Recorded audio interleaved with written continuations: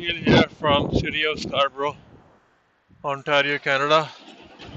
Uh, सर्दी बहुत शदीद है, इस वक्त ऑलमोस्ट -7 -8 तक एवेंचुअल हो रही है।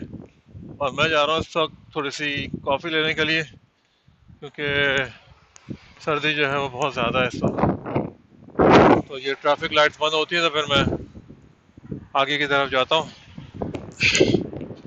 ये काफ़ी बिजी हो रहा है टोरंटो का ट्रैफिक जो है, सर्दी जो है वो काफ़ी ज़्यादा चल रही है।